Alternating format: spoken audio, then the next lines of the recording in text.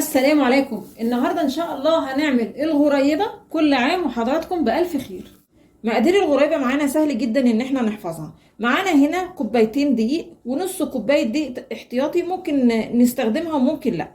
يبقى كوبايتين دقيق، كوباية سمنة، نص كوباية سكر. طبعا الكوبايات كلها مقاس واحد. لو هتشتغلي بالجرامات برضو سهلة جدا. يبقى الدقيق ضعف السمنة والسمنة ضعف السكر. وهناخد معانا معلقتين كبار لبن بودر، بس دي مش اساسي، بس بتدي للغريبه طعم حلو، وباكو فانيليا. تعالوا بقى نسمي الله ونشوف واحده واحده هنعمل الغريبه ازاي. هجيب المضرب وهضيف كوبايه السمنه. وهنا السمنه يا جماعه تكون طريه، يعني تكون ساقعه بس وماسكه نفسها، وما تكونش ولا هي متلجه ولا هي سايله. كوبايه السمنه هحط عليها بقى نص كوبايه السكر البودر، معلقتين لبن البودر، باكو فانيليا. هضرب بقى المكونات دي كلها بالمضرب كويس قوي، اخليها قوامها زي الكريم شانتيه بالظبط. ودي النتيجه، بصوا بقت زي الكريمه بالظبط. هنزل بقى بالدقيق كوبايه كوبايه، مش هحط الدقيق كله مره واحده، وانخله كويس قوي على الكريمه اللي عملناها. تاني كوبايه. مش هينفع الم العجين بقى بالمعلقه، لازم بايديا عشان اعرف ملمس العجين. بعد ما ضفت كوبايتين الدقيق، نلم بقى العجين كده. خلاص كده عجنت الغريبه. انا حطيت زي ما قلت لكم كوبايتين الدقيق، وبعدين خدت واحده كده حطيتها في الميكرويف على درجه 50 يعني.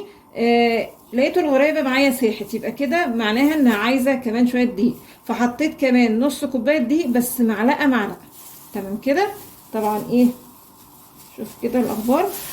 عملت واحده حطيت عليها سوداني وضغطت عليها ضغطه بسيطه كده.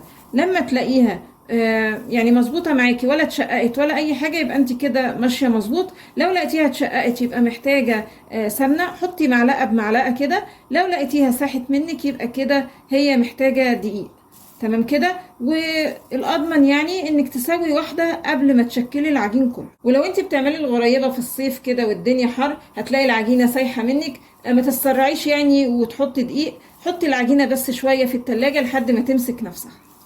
تمام كده. الفرن سخن، هدخل بقى الغريبه في فرن في درجه حراره متوسطه، ما تكونش هاديه بحيث تقعد في الفرن كتير وتنشف منك، وبرده ما يكونش درجه الحراره بتاعه الفرن عاليه فتتحرق.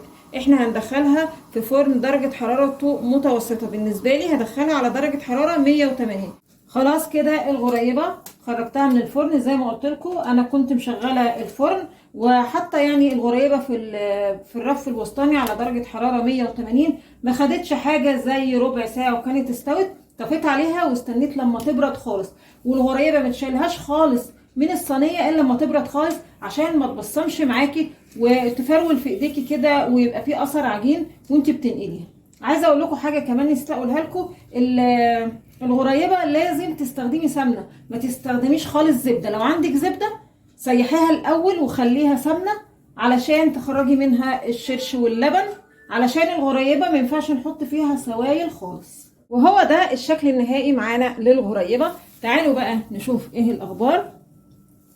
بصوا، عايزه اقول لكم هي ما بتاخدش لون خالص، بنخرجها من الفرن على نفس لونها. بصوا اهي.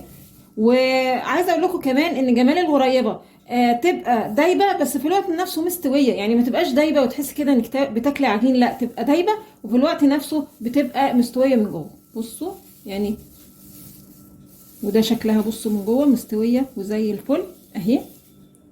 يا رب النهارده الغريبه تكون عجبتكم، ولو عجبكم الفيديو فضلا الاشتراك في القناه.